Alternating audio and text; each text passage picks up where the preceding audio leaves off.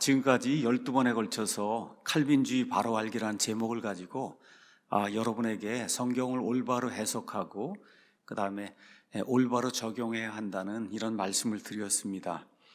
이제 우리가 칼빈주의라고 하는 걸 이제 공부하고 있는데, 이 칼빈주의를 정확하게 이제 이해하기 위해서는 교회가 무엇인가 하는 걸 정확히 알아야 된다. 신약 성경에 나와 있는 교회, 이분들은 구약 시대에도 교회가 있다 그러고 아담 시대에도 교회가 있다 그러는데, 그런 교회 말고 예수님께서 이 반석 위에 내가 내 교회를 세우리니 지옥의 문들이 그것을 이기지 못하리라고 말씀해 주신 그 교회, 사도행전 2장에 가서 드디어 모습을 나타낸 그 교회, 그 이후부터 지금 이 시간까지 이 땅에 존재해온 예수님의 그 교회, 그 교회에 대해 올바로 이해하지 못하면은, 교회관이 잘못되면은 그러면 이상한 교리를 우리가 이제 믿을 수밖에 없어요. 그래서 어거스틴이라는 사람, 또 로마 제국이 이제 기독교를 이제 공인한다고 해서 컨스탄틴이라는 이런 사람이 등장을 해서 국가교회를 만들었습니다. 신약 성경하고 완전히 다른 국가교회, 아니면 교회 국가를 이제 만들었어요.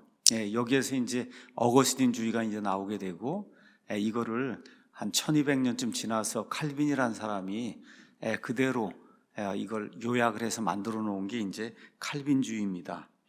자, 이들은 이제 국가교회를 하면서 전체주의 독재가 가능한 이와 같은 그 시스템을 이제 만들었습니다. 그래서 로마 제국 전체도 다스리기도 하고, 칼빈처럼 아니면 쯔빙글리처럼 이게 스위스의 제네바나 아니면 쥐리 같은 이와 같은 도시를 다스리기도 하고, 또 이제 루터나 이런 사람들은, 낙스 이런 사람들은 독일, 또 스코틀랜드, 또 이제 네덜란드에 이제 개혁교회 하는 사람들은 네덜란드, 이렇게 해서 각각의 교회, 도시국가, 도시 이런 것들을 왕이나 아니면 교회의 대표가 마음대로 이제 다스릴 수 있는 이와 같은 그 시스템을 만들고, 영혼의 자유를 이제 부인하고, 특히 칼빈 같은 경우에는 자기가 만들어 온 그 신학 체계가 있어요. 이 신학 체계에 따라 제네바에 사는 모든 사람들이 거기에 복종하며 살 수 있도록 그렇게 이제 만들었어요. 이 모든 것의 원인이 뭐냐? 교회론이 잘못됐기 때문에 그렇습니다. 교회는 사람으로 구성되어 있거든요. 그러니까 사람에 대한 생각이 잘못되어 있는 거예요. 또 하나님에 대한 이와 같은 그 관점이 이제 잘못되어 있기 때문에 이와 같이 엄청난 그런 오류가 이제 존재하는 겁니다. 칼빈의 이런 사상들을 추종하는 그런 신학을 개혁신학 아니면 언약신학, 이제 이렇게 이야기를 합니다. 제가 지난 시간에는 미국의 유명한 칼빈주의자 중에 한 사람인 스포롤이라는 사람이 50여 명의 개혁신학 이제 학자들을 이제 동원해서 만든 Reformation New Geneva Bible, 종교개혁 새 제네바 성경, 우리나라에서도 이제 번역이 돼서 개혁신학, 아마 새 제네바 성경 이렇게 나온 것 같아요. 이 안에 이런 사람들이 가지고 있는 여러 가지 신학적 오류가 무엇인가를 여러분에게 이제 말씀을 드렸습니다. 관심 있는 분들은 지난 시간 강의를 이제 다시 한번 살펴보시기 바랍니다. 이렇게 이제 칼빈주의를 하시는 분들 가운데 온건한 분들도 있고, 극단적 칼빈주의를 하시는 그런 분들도 있는데, 지금 저희가 이야기하는 거는 극단적 칼빈주의자들 이제 이야기하는 겁니다.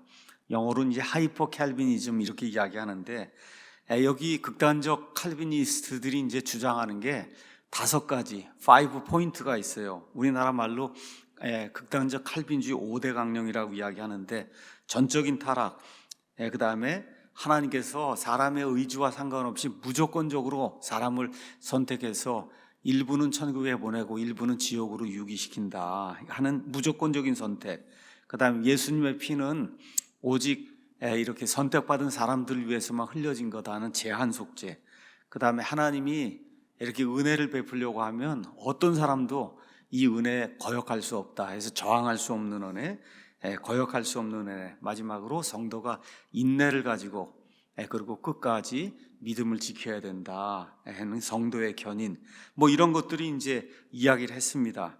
자, 여기 이제 중요한 게 이제 무조건적인 선택이라고 하는 어느 면에서 무서운 그런 그 교리가 나오는 거예요. 이게 사실 엄청나게 무서운 겁니다, 여러분. 저와 여러분 구원받아서, 정말 하나님의 은혜로 구원받아서 이걸 생각하지 않지만 만일에 구원받지 못한 사람으로 이렇게 여겨지는 사람 입장에서는 하나님이 창세전에 무조건적으로 이 사람이 의지와 상관없이 택해서 지옥불 속으로 집어넣는다. 이게 얼마나 무서운 일입니까? 그렇죠?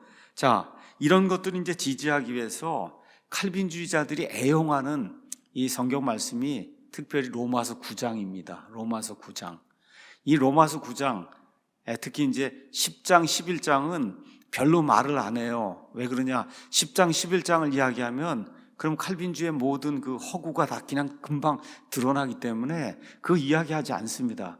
그냥 로마서 9장만 계속해서 이제 이야기를 해요. 사용하고 애용을 합니다. 제가 여러분에게 말씀드린 대로 성경이 이야기하는 것을 그대로 믿는 게 그게 바이블 빌리버지, 내 생각을 성경 안으로 집어넣으면 안 된다고 이야기했어요. 근데 칼빈주의자들이 지금 하고 있는 게 내 생각, 칼빈의 생각을 여기 로마서 9장 안으로 집어넣고 그리고 이제 성경을 해석을 하는 겁니다. 우리 성경 신자들의 성경 해석 방법은 항상 어떻게 해야 돼요? 앞뒤 문맥이 뭘 이야기하느냐, 이 문맥에 따라 그리고 성경을 해석을 해야, 그래야 이거 기록해 놓은 저자, 물론 1차적인 저자는 하나님이지만 이 경우에는 지금 사도 바울이 이제 이걸 기록했잖아요. 그 저자가 의도하는 바를 우리가 이제 제대로 이해할 수가 있어요. 그렇지 않으면은 자기가 원하는 대로 성경 구절을 취해서 얼마든지 교리를 만들 수가 있습니다. 신천지라든지 뭐 하나님 어머니 주장하는 하나님의 교회라든지, 이거 여러분 말이 됩니까? 하나님의 어머니라고 하는 게. 그렇죠? 왜 뭐 천주교 같으면은 또 마리아가 하나님의 어머니라고 그러잖아요. 하나님의 어머니. 예수님의 어머니일 수 있어도 어떻게 하나님의 어머니일 수가 있습니까? 그렇죠? 하나님의 어머니 마리아가. 이런 스타일의 이런 것들이 성경을 자기가 생각하는 뭐를 이렇게 지지하도록 하기 위해서 문맥에 상관없이 성경 구절 하나 읽고 그리고 성경이 이렇게 이야기한다, 이렇게 이야기하면 정말 뭐 각종 이단들이 이야기하는 모든 교리를 성경 안에서 우리가 만들어낼 수가 있습니다. 자, 그러면 로마서 9장, 10장, 11장 이것도 마찬가지로 성경의 저자가 어떠한 관점을 가지고 문맥에서 이것을 기록해 놓았는가, 이걸 저와 여러분이 그 관점을 보고 문맥 하에서 이걸 해석을 해야, 그래야 원 저자가 우리에게 주려고 하는 그 메시지를 저와 여러분이 이제 이해를 할 수 있습니다. 로마서는 여러분 잘 아시는 것처럼 16장으로 구성이 되어 있어요. 1장에서 8장 이 사이에서 사도 바울은 그리스도의 복음을 제시하고 있습니다. 로마서 1장에 있는 것처럼 내가 그리스도의 복음을 부끄러워하지 아니하노니 이는 그 복음이 믿는 모든 자를 구원에 이르게 하시는 하나님의 권능이기 때문이다. 그냥 복음이 아니에요. 그리스도의 복음이라고 된 게 올바른 성경입니다. 한번 가서 여러분 성경을 보시고 거기 그냥 복음으로 돼 있냐, 아니면 킹제임스 성경처럼 여기 그리스도의 복음으로 돼 있나 한번 확인을 해보세요. 그래서 그리스도의 복음을 이제 제시하는 거예요. 그 복음의 핵심이 뭐냐? 1장에서 2장 여기에는 유대인 이방인 할 것 없이 이 세상에 사는 모든 사람의 하나님 보실 때 상태가 어떤가가 이제 기록이 돼 있고, 그 다음에 모든 사람이 유대인이든 이방인이든 믿음으로 하나님의 은혜로 의롭다고 인정받는다는 그런 내용이 그 안에 기록이 돼 있고, 다른 구원 방법은 없다고 사도 바울이 계속해서 못을 박는 거예요. 믿음으로 은혜로 의롭다고 인정받는 것 외에는 다른 구원의 방법은 없다. 하나님이 창세전에 무조건적으로 뭘 선택해갖고 구원에 이르게 하는 이런 거 없다고 이야기하는 겁니다. 이게 끝난 다음에 구원받은 사람이 어떻게 살아야 되는가 하는 내용이 성화, 그 다음에 이제 영화롭게 되는 이런 내용을 1장에서 이제 8장에 이제 기록을 하고 있습니다. 다시 한번 요약하면 1장, 2장, 이제 3장을 통해서 왜 인간이 구원받지 못하고 그리고 버려진 상태에 있는가, 이걸 우리가 이제 살펴볼 수가 있어요. 그래서 의인은 없나니 단 한 사람도 없다. 이게 로마서 1장, 2장, 3장의 결론입니다. 이 세상 사람 가운데 의인은 하나도 없다. 그렇죠? 그 다음에 4장과 5장을 통해서는 사람이 어떻게 구원받냐, 아브라함의 예를 들고 다윗의 예를 들고 하면서 구원받는 방법은 믿음으로, 그렇죠? 그 다음에 하나님의 은혜로 구원받는 것 외에는 다른 거 전혀 없다는 거예요.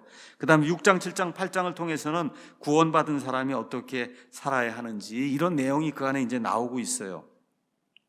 자, 그래서 이 모든 구원의 전 과정, 인간에게서 가장 중요한 그 구원의 전 과정을 8장에 가서 보시면 29절하고 30절 한번 가서 보시기 바랍니다. 8장 29절, 30절 가서 보시면은 사람이 구원받는 과정이 그 안에 요약이 되어 있어요. 어떻게 되어 있냐? 하나님께서 자신이 미리 아신 자들을 또한 예정하사 자신의 아들의 형상과 같은 모습이 되게 한다. 하나님께서 미리 아시고 예정하셔서 선택하신다는 거예요. 무조건적으로가 아니고 미리 아시는 거예요. 하나님의 예정이 이제 나오게 되고, 그 다음에 이제 30절 가서 그뿐만 아니라 하나님께서는 자신이 예정하신 그들, 미리 아시고 예정하신 그들을 불러주시고, 자신이 부르신 그들을 또한 의롭다고 여겨주시고, 그 다음에 의롭다 하신 그들을 최종 상태에 우리가 하나님 앞에 가게 되면 영화롭게, 그래서 아예 죄가 전혀 없는 그런 세상에서 살도록 이렇게 만들어 주신다고 지금 사도 바울이 그렇게 이야기하고 있어요. 이게 끝난 다음에 31절에서 이제 39절에 무슨 이야기가 나오냐? 이렇게 구원받은 사람은 이 세상에 어떤 존재도 하나님의 사랑에서 그 사람을 떼어낼 수가 없다. 마귀든, 그렇죠? 아니면 이 우주 공간에 있는 어떤 것, 뭐 별이든 해든 달이든 어떤 천사든 무엇이라도, 그렇죠? 하나님의 사랑에서 우리를 끊어낼 수 없다는 거예요. 구원의 영원한 안전보장. 한번 영원히 하나님의 말씀에 따라 정확하게 성경 기록대로 저와 여러분이 믿으면 저와 여러분의 구원이 영원 무궁토록 유지가 된다. 그렇죠? 그러니까 처음 구원받을 때도 내 행위와 상관없이 저와 여러분이 구원받고, 구원이 유지가 되는 것도 제 행위와 상관없이, 그렇죠? 하나님이 유지를 해주신다고 하는 놀라운 말씀을 여기 이제 기록을 해주신 거예요. 자, 이게 끝난 다음에 원래 사도 바울이 어디로 가야 맞냐? 12장으로 이제 가야 되는 거예요. 12장. 그래서 12장에서 16장에는 구원받은 사람들이 이 땅에서 여러 가지 살면서 겪는 문제가 있는데, 뭐 예를 들어 은사의 문제, 선물의 문제, 여러 가지 선물, 교회 안에 그렇죠, 가르치는 선물도 있고 권면하는 선물도 있고 여러 가지 그런 선물이 있는데, 이런 선물에 관한 문제, 또 하다 보니까 유대인도 교회 들어오고, 그렇죠, 이방인도 교회 들어오고 하다 보니까 음식 문제, 날 문제, 그렇죠, 여러 가지 그런 그 문제가 그리스도인들이 이 땅에 사는 동안 발생한단 말이에요. 이런 것들을 우리가 어떻게 그리스도인으로서 남에게 상처를 주지 않으면서 이런 것들을 우리가 해결할 수 있느냐, 이런 구체적이고 실제적인 그런 문제가 12장부터 이제 15장까지 쭉 이렇게 이제 기록이 돼 있고, 16장에는 여러 사람들 이름을 언급하면서 이 서신이 이제 마무리가 되고 있습니다. 그러면 오늘 우리가 보는 9장, 10장, 11장은 뭐냐? 이건 원래 없어도 되는 거예요. 원래 없어도 8장에서 그냥 12장으로 이렇게 넘어가도 그게 없다 그래서 누가 뭐가 없어졌구나, 이야기가 없어졌구나, 이상한데 이렇게 느끼지 않을 부분이에요. 이 부분이 쉽게 얘기하면 이렇게 괄호가 쳐져 있는 이런 부분이에요. 이렇게 삽입이 되어 있는 이런 부분이에요. 사도 바울이 이거를 나중에 삽입을 했다 그런 이야기가 아니고, 여러분이 가셔서 8장까지 읽은 다음에 그 다음에 12장으로 이렇게 넘어가면 오히려 더 자연스러운 거예요. 구원받은 사람, 그렇죠, 이 사람이 이 땅에서 살면서 어떠한 실제적인 문제를 겪게 되고 이걸 어떻게 풀어야 되느냐, 이렇게 이제 나가는 게 그게 너무나 자연스러운 거예요. 근데 사도 바울의 입장에서는 하나님의 영감을 받아서 9장에서 11장을 안 쓸 수가 없었던 거예요. 왜 그러냐? 그럼 유대인들은 어떻게 되느냐, 이런 문제가 발생하게 된 거예요. 왜 그러냐? 처음에 이제 교회가 시작이 될 때 100% 유대인으로 시작했잖아요. 그래서 사도행전 10장까지 약 10년 동안에 고넬료가 구원받기 전까지 교회 안에는 100% 유대인밖에 없었어요. 근데 고넬료의 구원 이후에, 그렇죠, 예루살렘 교회가 핍박을 당하면서 온 세상으로 유대인들이 흩어져 나가기 시작하면서 복음이 이방인들에게 점점 이렇게 퍼져나가기 시작하는데, 그 이후부터는 유대인들은 교회 안에 별로 속하지 않고 거의 대다수가 다 이방인들이 이제 교회에 속하는 그런 일이 이제 생기기 시작한 거예요. 그러니까 유대인들은 가면서 점점 더 세상 사람들에게 핍박을 받고, 그렇죠? 유대인들이 다 없어질 것 같은 이런 생각이 들고, 교회 안으로는 유대인들이 전혀 들어오지 않고 거의 다 100% 이방인이 교회를 이제 구성하는 이런 일이 이제 생기는 거예요. 자, 그러면 유대인들 가운데 믿는 사람도 있을 거 아닙니까? 그렇죠? 로마 교회에도 있고. 그 유대인들이 당연히 물을 거 아니에요. 아니, 우리 조상 아브라함과, 그렇죠, 다윗과 이 모든 사람들에게 하나님이 약속해 주신 그 약속들은 도대체 어떻게 되는 겁니까?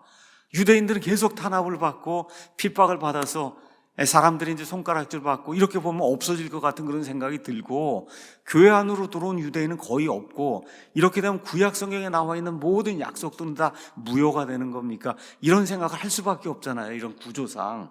그렇죠? 자, 이런 것들을 다루는 것이 바로 로마서 9장에서 11장 내용이에요. 육적인 이스라엘, 이 칼빈주의자들은 이거를 부인을 해요. 교회가 이스라엘을 대체했다 이야기하는데, 여기 로마서 9장, 10장, 11장을 읽고 그리고 교회가 이스라엘을 대체했다고 주장한 사람은 그 거짓말쟁이입니다. 네, 거짓말쟁이에요. 이걸 어떻게 그렇게 읽고 해석할 수가 있어요? 여기 9장, 10장, 11장에 나오는 이스라엘 그들 이거 나오는 이 사람들은 다 100% 육적인 아브라함의 자손을 이야기한다는 거를 양심이 정말 정직하면 인정할 수밖에 없잖아요. 인정할 수밖에 없어요. 근데 칼빈주의자들은 그걸 인정을 안 합니다. 그러니까 10장, 11장에 나오는 이런 말씀을 생각을 하지 않는 거예요. 자, 그래서 가톨릭 교회와 장로교회 등에서는 이 부분을 제대로 이해하지 못하고 또 제대로 가르치지도 않습니다.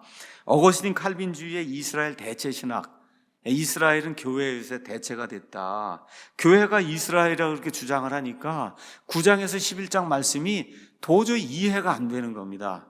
제가 언젠가 한번 말씀드린 것처럼 뉴욕인가 어디에서 장로교 한 30년이고 목사를 하신 분이 와서 9장, 10장, 11장을 묻더라고요, 저한테. 그래서 한번 가서 목사님 마음을 열고 9장, 10장, 11장 한번 읽어보십시오. 이게 교회에 대한 건지 이스라엘에 대한 건지. 그렇게 해서 이렇게 그 자리에서 같이 이렇게 봤더니 30년 이상 목회하신 분이, 아니 이렇게 뻔한 거를 내가 여태까지 신학교 헛다니고 여태까지 목회를 헛했나? 이게 너무나 뻔한 이거를 왜 여태까지 내가 눈이 가려서 이걸 보지 못했나? 이렇게 무릎을 치면서 그러고서 돌아가는 걸 제 눈으로 봤어요. 그 칼빈주의라고 하는 이런 그 안막 커튼 때문에 이게 딱 막히면은 9장, 10장, 11장을 읽을 때 이해가 안 되는 거예요. 예, 그들의 주장에 따르면, 그들의 선생들의 주장에 따르면 이스라엘은 교회에서 대체가 됐는데, 여기 지금 나오는 건 진짜 다 육적인 이스라엘, 1948년 5월에 저 중동 땅에 돌아온 저 이스라엘 이야기를 지금 하고 있는 건데, 그거를 다 빼버리고 나면 9장, 10장, 11장을 어떻게 이해할 수가 있어요? 이러한 문제가 이제 발생하기 때문에 가르치지도 않고 이해하지도 않고 그 다음에 제대로 보려고 하지 않는 이런 부분이 로마서 9장, 10장, 11장입니다. 자, 그래서 로마서 9장 가서 보시면 1절에서 3절에 내가 그리스도 안에서 진실을 말하고 거짓말하지 아니한다 라고 얘기하면서 1절에서 3절 바울이 자기 민족 이스라엘 때문에 겪고 있는 커다란 슬픔, 그 슬픔에 대해서 이제 바울이 이야기를 하고, 그 다음에 이제 이거 맨 끝이 이제 11장인데 11장 33절에서 36절에 이제 가서 보면은 하나님을 찬양하는 그런 내용이 이 안에 이제 기록이 돼 있어요. 왜 이런 찬양이 나오냐? 지금은 거의 이스라엘 백성이 하나님을 믿지 않는데 맨 마지막 때 7년 환란기가 끝나는 그 시점에 예수님이 재림하시는 바로 그 시점에 가면 이스라엘 사람들 가운데 남은 사람들, 영어로 remnant, 남아있는 그 사람들, 믿음을 가진 그 사람들이 100% 구원받는 그런 일이 생겨서 하나님이 천년왕국을 이루신 그런 일, 그 일을 이스라엘 통해서 이루신다. 이 내용이 이제 거기 나오니까 처음엔 너무 슬픈데, 그렇죠? 근데 이 시대가 쭉 지나가는 동안에 그럴 수밖에 없다는 거, 이게 하나님의 계획이에요. 근데 그 계획도 하나님이 그렇게 짜서 예정을 해서 해놓은 게 아니라 그들의 불신 때문에 그런 일이 생긴다고 쭉 그 얘기를 하고, 그렇지만 이스라엘에게 맨 마지막에는 희망이 있다. 이렇게 쭉 이야기하면서 하나님의 이 계획이 얼마나 심오하고 사람이 이해할 수 없는 그런 일이냐, 이런 이야기를 하면서 로마서 11장이 이제 끝이 나게 이제 되는 겁니다. 자, 그래서 로마서 9장은 이스라엘의 과거를 보여주고 로마서 10장은 사도 바울 당시부터 시작해서 지금까지 지속이 되고 있는 이스라엘의 현재를 보여주고 로마서 11장은 이스라엘의 미래를 보여주고 있는 거예요. 그래서 여러분이 성경을 읽으시면서 오늘 가서 이제 한번 보시고, 그래서 오늘은 제가 개요를 처음부터 끝까지 이야기할 거고, 다음 주에는 9장, 10장, 11장을 제가 읽어가면서 이게 뭐다를 1시간 동안에 여러분에게 쭉 이렇게 이제 설명을 해드릴 거예요. 그러니까 우리 교회 오시면서 그래도 웬만큼 신앙생활하고, 그리고 제가 말씀드리는 이 내용 오늘 이해하고, 그 다음 집에 가서 한번 읽어보고, 그 다음에 다시 와서 제가 쭉 읽어가면서 설명을 이렇게 다음 주에 하고 났는데도 이게 이해가 안 된다 그러면 국어 공부를 조금 더 아마 하셔야 되지 않겠나, 이렇게 생각입니다. 어쨌든 다음 주에 한 번 더 9장, 10장, 11장을 성경 본문을 제가 읽어가면서 오늘 다음 주에는 쭉 이렇게 쭉 설명을 해드릴 거예요. 그럼 제 생각에는 아무리 국어를 못했어도 그쯤 되면 아마 이해할 수 있을 것이다, 이런 생각이 좀 듭니다. 자, 먼저 유대인은 누구냐, 몇 가지만 여러분에게 말씀드리겠습니다. 유대인, 이스라엘 사람들이잖아요. 이스라엘이 누구의 이름이에요? 야곱의 이름이잖아요. 아브라함과 이삭과 야곱인데, 야곱의 이름을 하나님이 이스라엘로 바꿔줘서 그 이후부터 야곱 대신에 이스라엘이 계속 이스라엘 자손 이렇게 나오는 이 이스라엘 사람들, 이스라엘의 자손은 하나님의 선민입니다. 맞죠? 하나님의 선민이에요. 어떤 걸 하라고 하나님이 선민으로 택해 주셨어요? 두 가지가 있다 그랬잖아요. 그렇죠? 하나는 하나님의 말씀들을 맞는 거예요.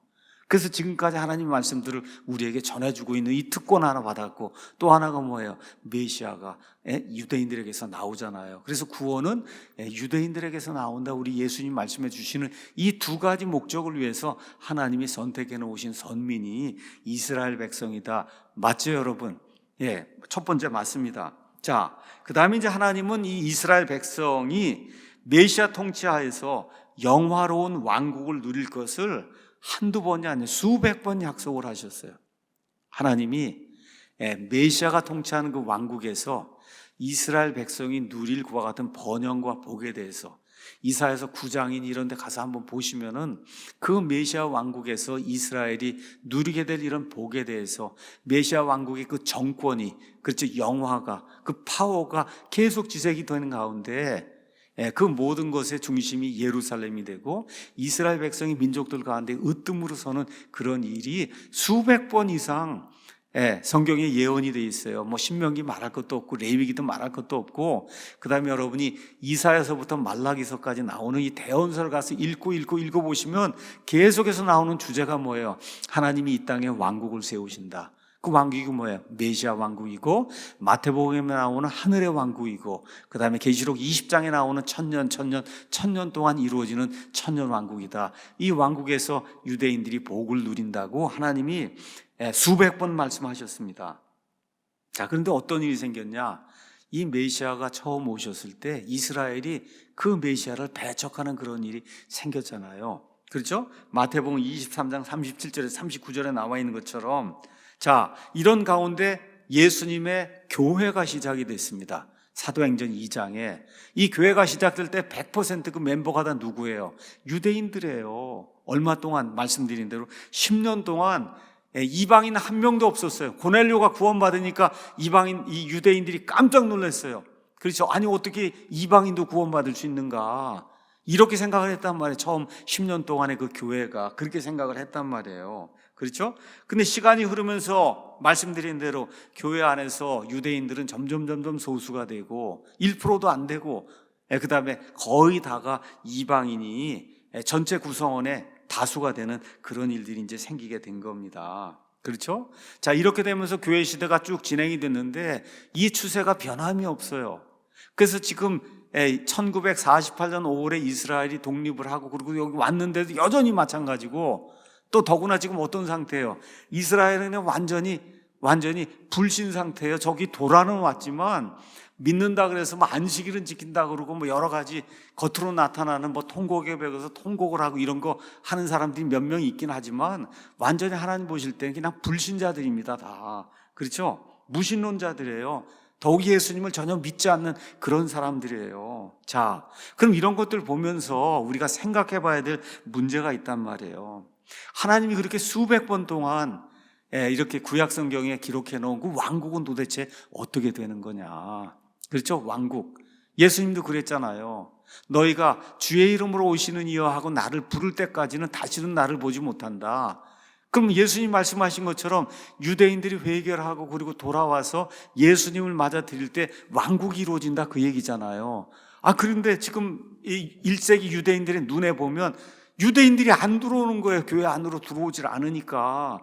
또 세상적으로 보면 그냥 유대인들 학대가 이루어지고 해서 유대인들이 이 땅에 존속할 것 같지 않은 그런 생각이 든단 말이에요.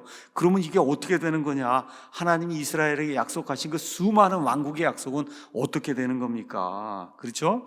유대인들에게 하나님이 주시겠다고 했던 저 팔레스타인 땅, 그렇죠? 사도 바울의 이제 이 기록 이후에 몇 년 지나서 예루살렘이 완전히 다 초토화되고, 그 다음에 유대 땅에 살고 있는 사람 다 팔레스타인 땅에서 추방을 당하잖아요. 그렇죠? 이렇게 되면 아브라함에게 영원히 주시겠다는 이런 땅이니 뭐 에스겔의 천년왕국 성전이 이런 모든 것들이 다 이 안에 기록이 돼 있는데 이게 도대체 어떻게 되냐 그 얘기입니다. 1세기 유대인들이 입장이 돼서 여러분 한번 생각을 해보세요. 특별히 어떤 사람들, 교회 안에 들어와 있는 유대인들, 구원받은 유대인들의 입장에 생각해 보면 이게 너무나 당연할 거 아니에요. 이게 도대체 어떻게 되는 겁니까? 그렇죠? 그리고 이 사람들이 생각할 거 아니야. 아니 왜 이 교회 시대에는 유대인들은 거의 다 교회 프로그램에서 다 빠지고 이방인들만 교회에 남게 됩니까? 이게 도대체 무슨 이유입니까? 이거에 대해서 유대인들이 의문을 가지고 사도 바울이나 누구에게 물어보지 않겠어요. 그렇죠? 예. 그러면 이스라엘이 완전히 끝이 났느냐? 이렇게 물어볼 거 아닙니까? 이스라엘이 완전히 끝이 났느냐? 지금식으로 또 이야기하면 그럼 1948년 5월에 이스라엘이 저기 돌아왔는데 저 이스라엘은 무슨 이스라엘이냐? 이 칼빈주의자들은 저기 돌아온 것도 인정을 하지 않아요. 천주교인들도 인정하지 않아요. 저 이스라엘은 이 성경 구약 성경에 나온 이스라엘이 아니라고 믿어요. 저거 돌아온 거 아무것도 아니다. 성경 예언하고 아무 상관이 없다. 저게 상관이 있다고 이야기하면 어떻게 돼요? 칼빈주의 신학이 다 무너져 내리는 거예요. 무너져 내려요. 그러니까 그건 인정을 할 수가 없는 거거든요. 자, 그러면 마지막으로는 그 유대인들이 이렇게 보이질 않는데 교회도 안 보이고 세상에서도 이렇게 탄압을 받고 이러는데 그러면 이스라엘이 여전히 하나님의 계획 속에 아직도 남아있는 거냐?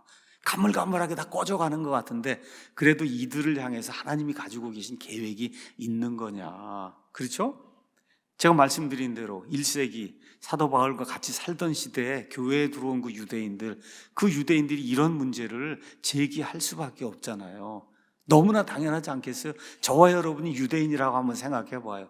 교회 갔는데 유대인은 몇 명 없고 처음엔 100% 유대인에서 시작해서 예수님도 유대인이고 모든 제자들도 유대인이고 그렇죠. 성경 말씀 기록해 준 사람 다 유대인이고 유대인으로 다 시작을 했고 이 모든 복이 아브라함의 복이 돼서 시작도 아브라함이고 다 이런데 지금 와서 보니까 유대인은 거의 없단 말이에요. 그렇죠? 이렇게 되니까 이런 문제가 생길 수밖에 없어요.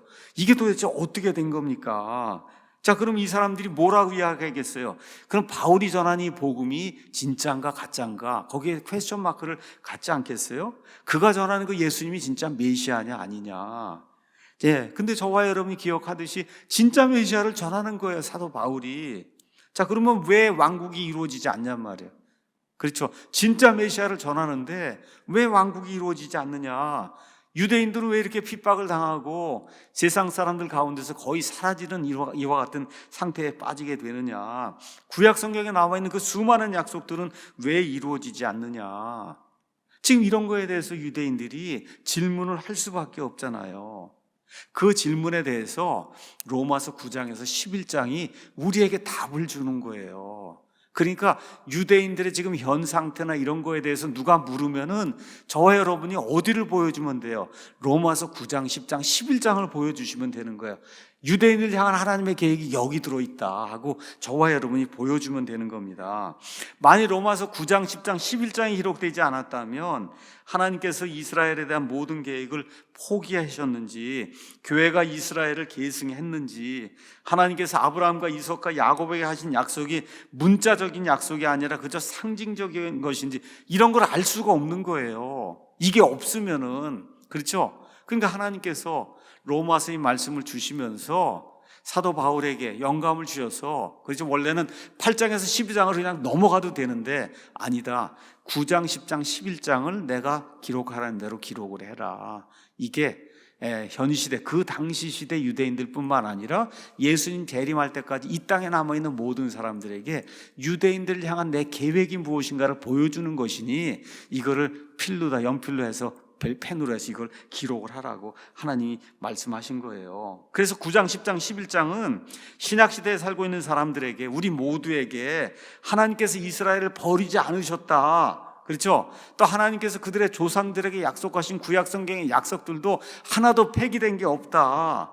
이스라엘은 결국 맨 마지막에 7년 환란기 끝에 예수님 재림하실 때 이스라엘이 스가랴서 12장 13장에 기록이 된 것처럼 하나님이 은혜의 이와 같은 샘을 그들에게 부어서 그들의 눈을 뜨게 해주면은, 그렇죠? 그들 중에 남아있는 그런 모든 자들이 눈물을 흘리고 회개하며 가슴을 치며 주의 이름으로 오시는 이여 하고 예수님을 받아들이는 그 일이 생기고 천년왕국이 생기며 예루살렘이 전 세계 모든 나라의 대표가 되는 이와 같은 수도가 되고, 그 예루살렘 그 왕좌에 예수님이 오셔서 앉아서 천년왕국을 다스리는 그런 일이 생긴다고 하는 사실을, 그걸 우리에게 이제 가르쳐 주는 거예요. 이 로마서 9장, 10장, 11장이.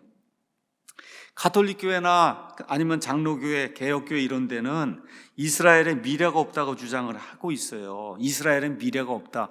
1948년 5월에 들어온 거 저거 성경하고 아무 상관이 없다. 이제 그렇게 이야기를 하는 거예요. 교회와 이스라엘을 구분하지 못해요. 이렇게 되다 보니까 말씀드린 대로 교회, 천주교 같으면 교황이 그리스도의 대리자로서 지금 온 세상을 다스리는 이 교회 시대가 천년왕국 시대라고 이야기하는 겁니다. 천년왕국 시대. 이걸 누가 가르쳐 줬어요? 어거스틴이 그렇게 가르쳐 준 거예요. 그 가르쳐 준 그 이론을 그대로 칼빈이 가져다가 제네바에서 그와 같은 왕국, 신정정치하는 그런 왕국을 세우려고 노력을 했던 거예요. 이것이 어떻게 가능하냐? 성경을 비유적으로 영해해서 가능한 거예요. 있는 그대로 이스라엘을 이스라엘이라고 읽으면은 절대 그런 해석이 나올 수가 없어요. 그런데 자기들 눈에 그게 보이지 않고 이렇게 하니까 이스라엘은 교회에 의해서 대체가 됐다, 이렇게 이제 해서 이스라엘에 나오는 이런 모든 걸 다 교회로 바꿔서 영해하는 그런 일이 이제 생기고, 그렇게 되면 실제적으로 이 땅에서 이루어지는 천년왕국이라는 게 없잖아요. 그러니까 뭐가 나오는 거예요? 무천년왕국.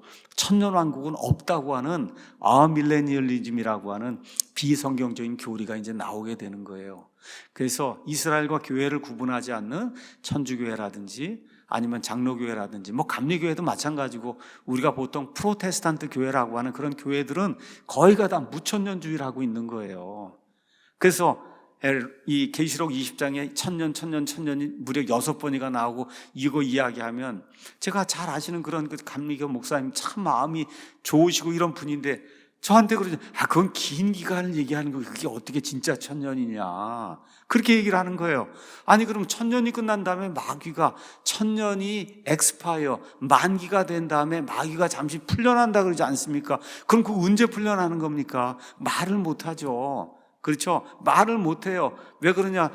신학교에서 그렇게 배우는 건 그 긴 기간이지, 이건 진짜 천년이 아니다, 이게 이제 세뇌가 돼 있으니까 그렇게 마음이 좋고 그런 분이라도 그렇게 믿는 거예요. 그렇게 교인들도 그렇게 가르치고, 제가 가서 이렇게 이야기하면 그거 절대 아니라고 고개를 설레설레 흔들고, 제가 이렇게 질문하면 대답은 못 하시고, 이런 일이 이제 발생을 하게 되는 겁니다, 이게. 자, 그래서 이런 주장을 가지고는 구약 성경에 나오는 수많은 예언들을 성취할 수가 없어요. 그럼 하나님이 거짓말하신 거잖아요. 구약 성경에 이사야서부터 시작해서 나오는 그 천년왕국이 이루어지게 되는 그 일이 거기에 핵심인데, 그 일이 이루어지지 않고 그냥 영적으로 이 교회 시대에 이렇게 비유적으로 이루어진다고 하면 그건 하나님이 거짓말하시는 거잖아요. 이런 하나님을, 거짓말하는 하나님으로 만들면 안 된다. 우리 생각을 바꿔야지 하나님을 거짓말쟁이로 만들면 안 된다는 거예요. 그래서 로마서 9장에서 11장이 이런 문제들에 대한 해답을 우리에게 이제 명백하게 이제 주는 겁니다. 자, 그래서 현 시대를 살아가는 유대인들, 교회 시대를 살아가는 유대인들에 대한 하나님의 계획은 뭐냐? 이들도 주 예수 그리스도를 믿어야만 구원받는다는 거예요. 유대인들의 특징이 뭐냐? 무조건적인 선택을 믿는 거예요. 아브라함을 선택해서 하나님이 우리를 구원해 줬기 때문에 우리는 칼빈주의자들과 똑같은 거예요. 우리 유대인들이. 우리는 아브라함의 후손이기 때문에 무조건적으로 선택받아 구원받는다. 이걸 이야기하는 거예요. 근데 사도 바울이 뭐라 그래요? 여기 로마서 10장도 가서 읽어보시면 뭐라 그래요? 믿어야 구원받지. 아브라함의 자손이라 그래서 무조건 선택받아서 구원받는 일은 성경에 없다. 그 분명하게 이야기하고 있는 겁니다.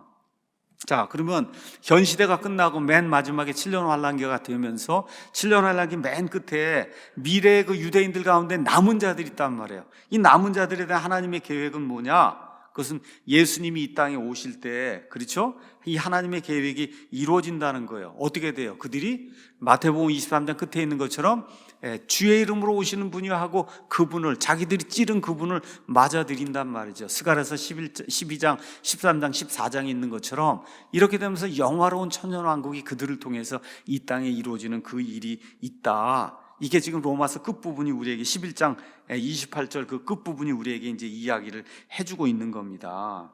자, 그러면 로마서 9장에서 이제 11장 전체 읽어가는 거 이제 다음 주에 하고, 오늘은 9장, 10장, 11장의 앞과 뒤만 살펴보겠습니다. 앞과 뒤, 누구에 대해서 이야기하는 건가? 자, 9장 제가 읽어보겠습니다. 내가 그리스도 안에서 진실을 말하고 거짓말하지 아니하노라. 내 양심도 성령님 안에서 나에 대해 증언하는데 내게는 마음속에 큰 근심이 있고 계속해서 슬픔이 있노라. 육체에 따른 내 형제들, 내 친족들을 위해서라면 나 자신이 그리스도로부터 저주받기를 받을 수도 있으리니 그들은 이스라엘 사람들이다. 자, 그래서 이제 9장 이제 첫 부분이 이제부터 내가 이스라엘 이야기를 하려고 한다. 그렇게 얘기하는 거예요. 그렇죠? 자, 이제 뒷부분 넘어가서 30절 넘어가겠습니다. 그러면 우리가 무슨 말을 하겠느냐? 의를 따르자 하는 이방인들은 의고 믿음에서 나는 의에 도달하였으나 교회 시대에 많은 이방인들이 구원받았단 말이에요. 근데 의의 법을 따른 이스라엘은 의의 법에 도달하지 못했는데 왜 그러냐? 왜 그랬다는 거예요? 믿음으로 되는 것처럼 하지 않고 율법의 행위를 지켜서 그래서 구원받는 것으로 착각했기 때문에 이스라엘은 구원받는 사람이 별로 없는 거다. 지금 그 얘기를 하고 있는 겁니다. 자, 10장으로 또 넘어가서 1절에 형제들아 내가 이스라엘을 위해 마음의 소원을 두고 하나님께 기도하노니 이것은 그들이 구원을 받게 하라. 또 이스라엘 이야기잖아요. 10장 저와 여러분이 좋아하는 그런 구절들이 많이 나와 있어요. 9절에 내가 만일 내 입으로 주 예수님을 시인하고 하나님께서 그분을 죽은 자들로부터 일으키신 것을 내 마음속으로 믿으면 구원을 받는 거예요. 어떻게 해요? 구원받아요? 마음속으로 믿어야 구원받는 거예요. 무조건적으로 선택돼서 구원받는 게 아니다. 여기 지금 이야기도 원래 누구에게 주는 거예요? 유대인들에게 주는 거예요. 유대인들에게. 그래서 거기 가서 보면 5절에 모세가 율법에서 말하는 그런 의하고 예수님 말씀하신 의가 이제 비교가 돼서 이렇게 이제 나오는 겁니다. 자, 이게 끝난 다음에 19절에서 21절에도 가서 보니까 그러나 내가 말하노니 이스라엘이 알지 못하였느냐. 먼저 모세가 이르기를 쭉 이야기하면서 21절에 이스라엘에게는 이르기를 내가 불순종하고 거역하는 백성을 향해 종일토록 내 손을 내밀었다. 하나님이 은혜를 베풀려고 그렇게 노력해도 어때요? 거부한단 말이에요. 불가항력적인 그런 은혜라는 건 없다. 이스라엘이 몇천 년 동안 지금 계속해서 하나님의 은혜를 거부하는 그런 일을 하고 있다. 이스라엘 이야기를 하고 있어요. 11장 1절 그러면 내가 말하노니 하나님께서 자신의 백성을 버리셨느냐? 결코 그럴 수 없느니라. 나도 이스라엘 사람이요. 얘기하면서 또 11장도 시작이 누구에 대한 거예요? 이스라엘에 대한 거예요. 이스라엘. 그렇죠? 그 다음에 11장 끝부분에 25절에서 이제 35절에도 형제들아 너희가 스스로 지혜로운 것을 여기지 않게 하기 위하여 이 신비에 대해 너희가 모르기를 내가 원치 아니한다. 그것은 이방인들의 충만함이 들어올 때까지. 그 무슨 얘기입니까? 7년 환란기가 이제 끝나게 될 때 그때가 돼야 이방인들의 수가 꽉 차게 되는데 이때까지 일부가 눈머는 일이 이스라엘에게 있다는 거예요. 그러니까 그때가 될 때까지는 이스라엘 중에 다수가 구원받지 못하는 그런 일이 반드시 발생을 한다. 이게 하나님의 계획이다. 그 얘기를 하는 거 어디까지? 31절까지 그 얘기를 하고 있는 거예요. 끝난 다음에 이제 32절에서 36절에는 이스라엘이 이렇게 되고 이방인들이 지금 구원받고 하는 이 일, 이게 사람이 상상할 수 없는 그런 일이 아니냐.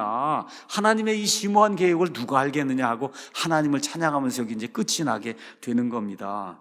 그러면 9장 시작 처음 그 다음 10장 시작 처음, 11장 시작 처음, 시작과 맨 마지막. 그렇죠. 모두가 다 누구에 대해서 얘기하는 거예요? 처음부터 끝까지. 여기 이스라엘 있잖아요. 이 이스라엘이 교회입니까? 아니면 아브라함의 육적인 자손 이스라엘이에요? 육적인 자손 이스라엘. 바울이 얘기하잖아요. 뭐라고? 내 친족. 그렇죠. 내 골육에 대해서 지금 이야기한다. 이거를 교회로 대체해버리면 그러면 9장, 10장, 11장 읽을 수가 없잖아요. 그렇죠. 읽을 수가 없게 되는 거예요. 그들이 있고 그 다음에 저들이 있어서 교회가 있고 여기 이스라엘이 있는데, 이 이스라엘을 교회라고 하면 둘 다가 다 이스라엘이 교회가 돼버리면 이걸 읽을 수가 없잖아요. 9장, 10장, 11장을.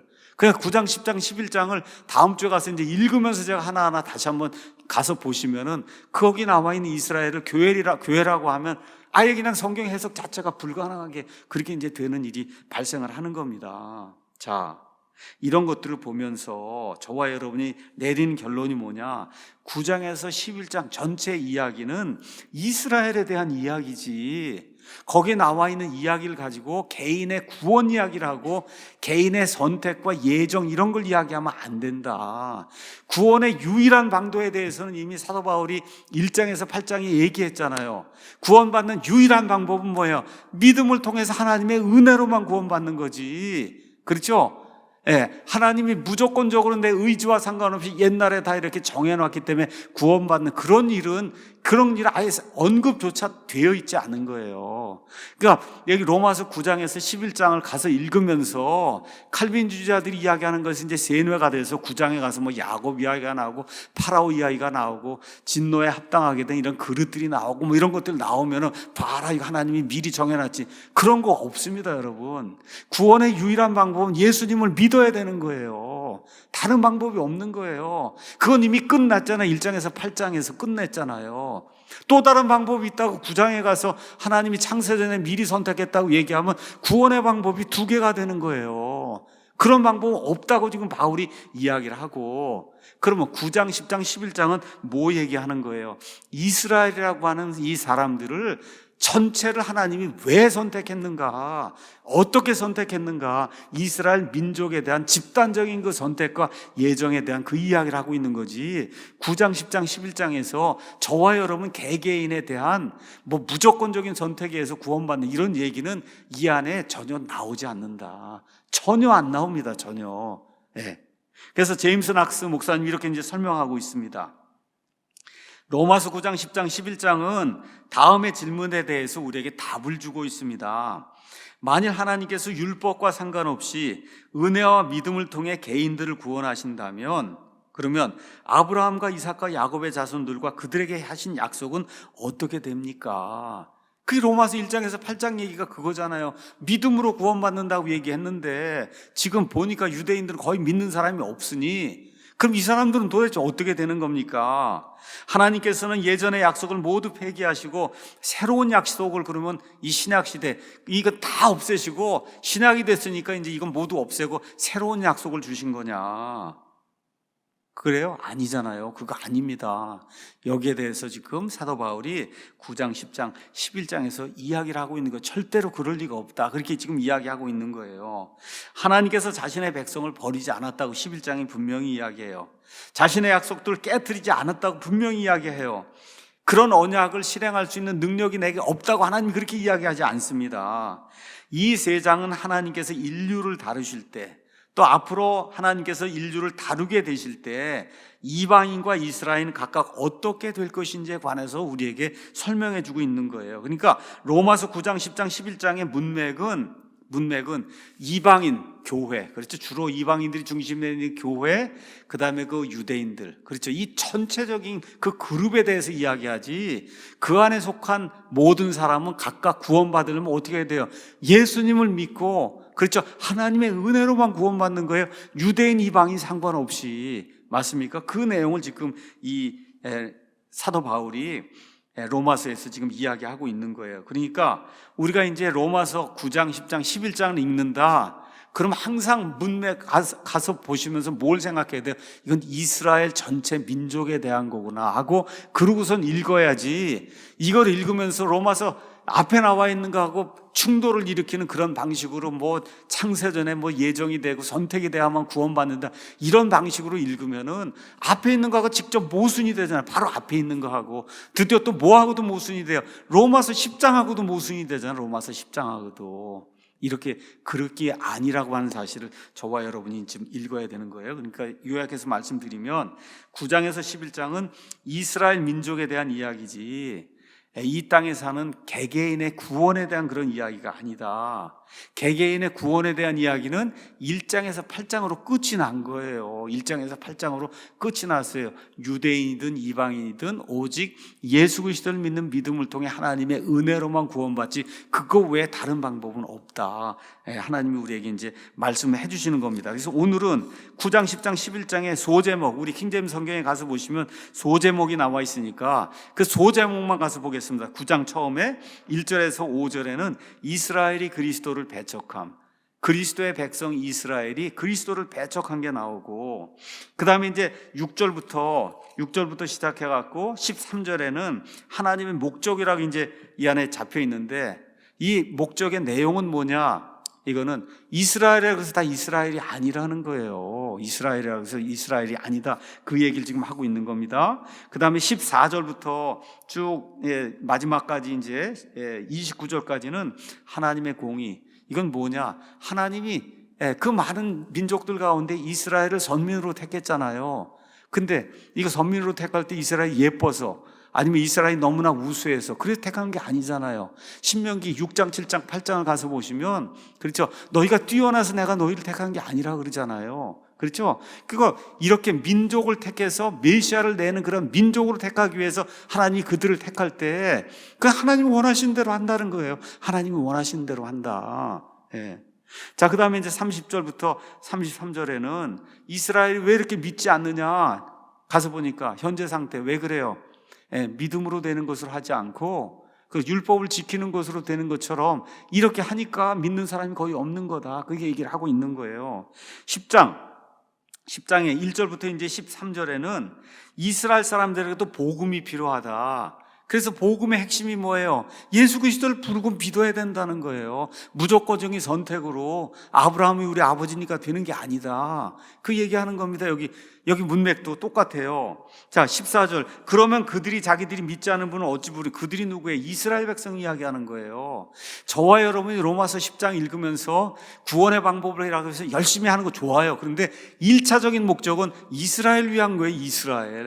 이스라엘이 복음을 이제 배척하는 그런 내용이 그 안에 이제 기록이 되어 있고, 11장 넘어가니까 1절부터 시작을 해서 10절까지는 하나님께서 이스라엘을 완전히 버리지 않았다, 그런 내용이에요. 하나님 이스라엘을 완전히 버리지 않았다.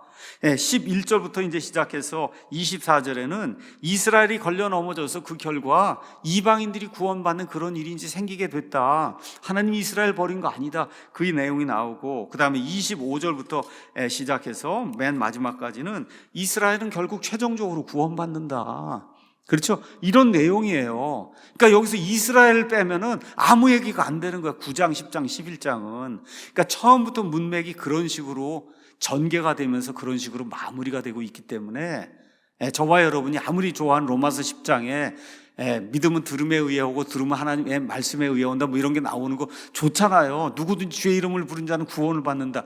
가서 읽어보세요. 문맥이 누굴 위해서 쓴 건가?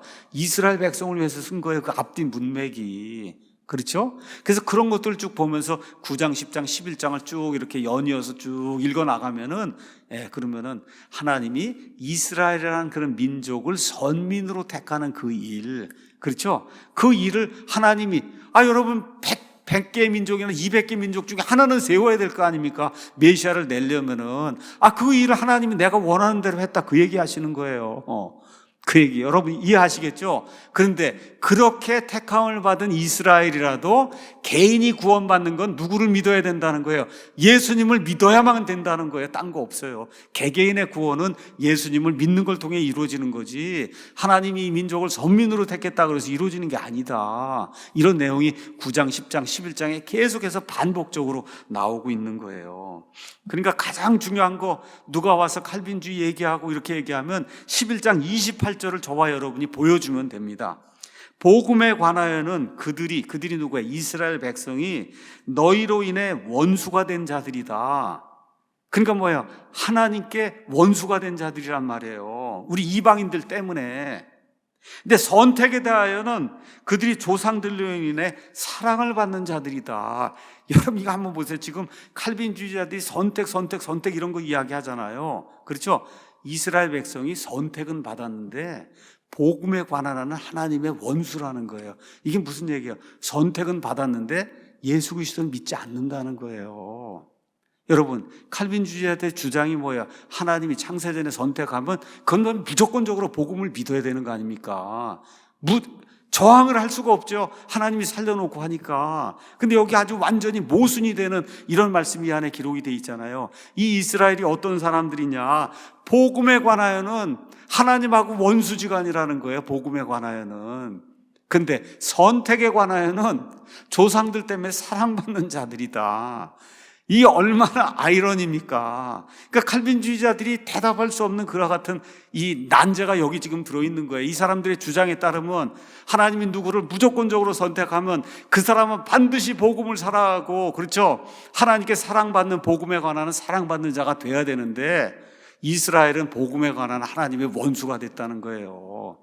이걸 보여주시면 돼요. 그래서 여기 나와 있는 건 이스라엘 백성의 선택, 그 민족을 하나님이 선택해서 메시아를 내고 말씀을 맡기려고 하는 그 임무를 위해서 수백 가지 민족이 있는데 한 민족을 하나님이 무조건적으로 선택을 했다. 그런 의미의 지금 선택을 이야기하는 거지. 개개인이 창조가 되기도 전에 선택이 돼서, 그렇게 돼서 그 선택 때문에 구원받는 그런 일을 이야기하는 게 아니라고 지금 로마서 자체가 우리에게 지금 이야기하고 있는 거예요. 따라서 로마서 11장의 문맥은 개인적으로 예수 그리스도를 구원자로 받아들이고 구원받는 것에 대한 이야기가 절대 아니에요. 9장, 10장, 11장은. 이건 뭐예요? 맨 끝에도 가서 한번 11장 25절 형제들아 너희가 스스로 지혜로운 것으로 여기지 않게 하기 위하여 이 신비에 대해 너희가 모르기를 내가 원치 아니하노니 그것은 곧 이방인들이 충만함이 들어올 때까지 일부가 눈머는 일이 이스라엘에게 일어났다. 이런 식으로 온 이스라엘이 구원받는 거예요. 여러분 개개인이 구원받는 게 아니라 이스라엘 민족 전체가 환란기 맨 끝에, 그렇죠? 예수 그리스도를 받아들이면서 온 민족이 구원받는 그 얘기를 하는 거지, 개개인의 구원받는 이야기가 여기 절대 나오지 않는다. 자, 구원받기로 선택받았으면서도 복음을 거절한다는 것은 그 개념 자체가 성립이 안 되잖아요. 그렇죠? 칼빈주의자들이 그렇게 이야기하는데 이건 불가능한 일이다. 그런데 민족적으로 약속의 땅과 상속재산과 축복을 받기로 선택받은 사람들이 역사적으로 일정 기간 신약성경에서 말씀하시는 복음을 거절하는 것은 충분히 가능하다는 이야기예요. 지금 그 일이 일어나고 있다. 많은 약속과 땅에 대한 이야기, 모든 걸 다 받았음에도 불구하고 계속해서 불순종하는 가운데, 그렇죠? 예수 그리스도의 복음을 거부하는 그런 일은 얼마든지 가능하다는 거예요. 그래서 이스라엘 민족은 민족적으로 하나님의 백성으로 선택을 받았어요. 메시아를 내기 위해서, 말씀을 보존하기 위해서. 근데 지금 복음을 받아들이지 않는다는 거예요. 지금은 의지적으로 거역하고 있다, 그 얘기예요. 예수님 오셨을 때도 거역하고 예수님 이후에도 거역하고 성령님을 계속해서 거역하니까 스데반이 사도행전 7장에서 너희 조상들이 성령님의 음성에 거역했던 것처럼 너희도 지금 그렇게 하고 있다, 지금 그렇게 이야기하잖아요. 그런 일이 지금 이스라엘 백성에게 이 교회 시대에 일어나고 있다. 이것이 바로 로마서가 이스라엘에 대해서 말씀하고 있는 그런 사실이에요. 그래서 저와 여러분이 문맥을 잘 살펴보면 칼빈주의자들이 로마서 9장, 10장, 11장을 가지고 성경의 진리를 공격할 때 우리가 충분히 방어할 수가 있어요. 그걸 하라고 여러분에게 이걸 가르쳐 주는 거예요. 여러분에게. 우리 교회 다니시는 분들뿐만 아니라 오늘 말씀을 듣는 모든 분들에게 유튜브를 통해서 기록을 지금 남겨놓는 거예요. 누가 가지고 와서 이상한 걸 가지고 와서 창세전에 뭐 선택을 받아 이런 얘기를 하면 이건 개인의 구원의 이야기가 아닙니다.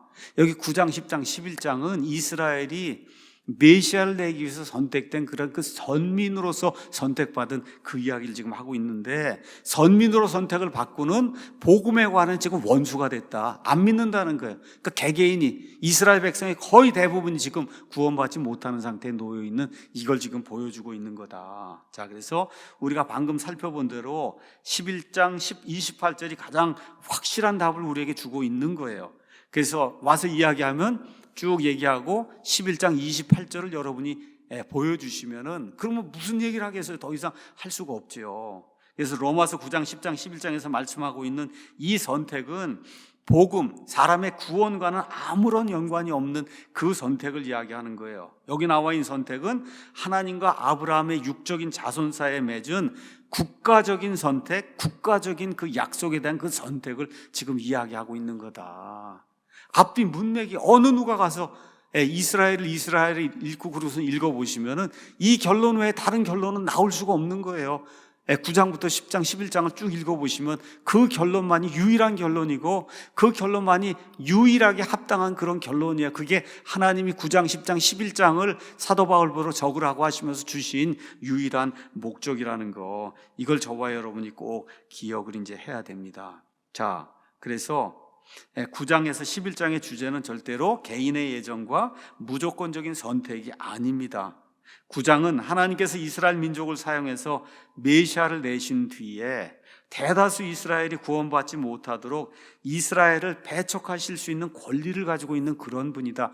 하나님이 얼마든지 이들이 믿지 않고 파라오처럼 마음을 강팍하게 하니까 그런 마음대로 해라, 그렇게 하나님이 내버려 둘 수 있는 그런 권리를 가지고 있잖아요. 그게 토기장에 가지고 있는 그런 권리예요. 하나님이 선택도 민족적으로, 그렇죠, 메시아를 내기 위해서 그 많은 민족들 가운데 이스라엘을 선택하신 것처럼, 그런 권리를 하나님이 가지고 계신 것처럼, 이들이 불순종하고 안 믿겠다고 하니까 그럼 믿지 말라고 그냥 내버려 둘 수 있는 권리를 하나님이 가지고 있다, 지금 그 얘기를 하고 있는 겁니다.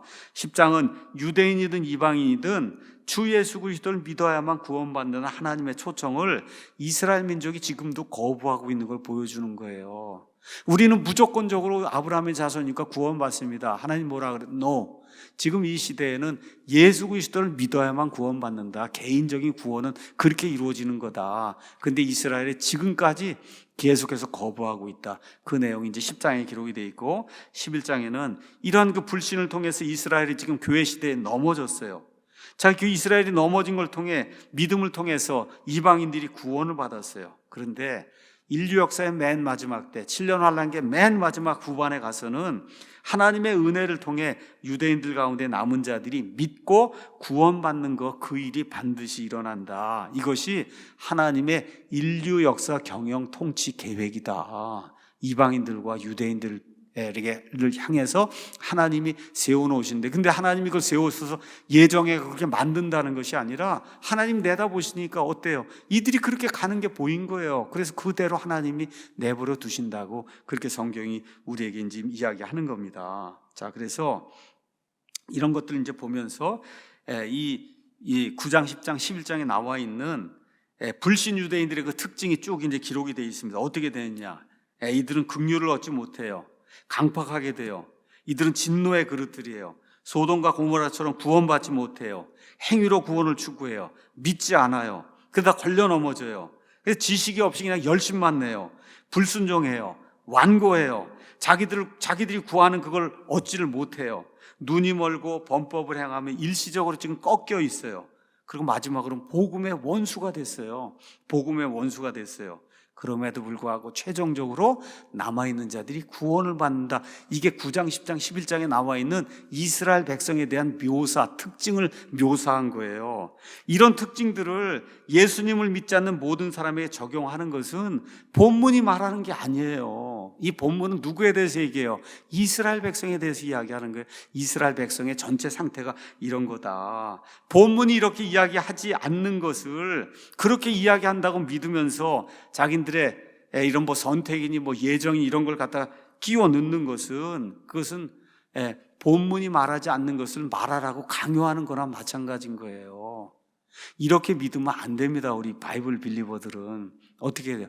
내가 생각하는 게 성경하고 다르면 그럼 어떻게 해야 돼요? 내 거를 접어놓고 성경이 옳습니다 하고 성경대로 믿어야 그게 바이블 빌리버예요. 그렇게 믿어야 저와 여러분이 하나님 앞에 가서 나중에 회개보고 할 때 다른 사람들은 다 그렇게 남이 가르쳐준 대로 눈이 멀어가고 그렇게 대답해 그렇게 믿었지만 저는 그냥 소수로 남들이 그냥 멸시하고 모욕을 하고 그래도 저는 그냥 성경대로 믿고 왔습니다. 그래 하나님이 very good.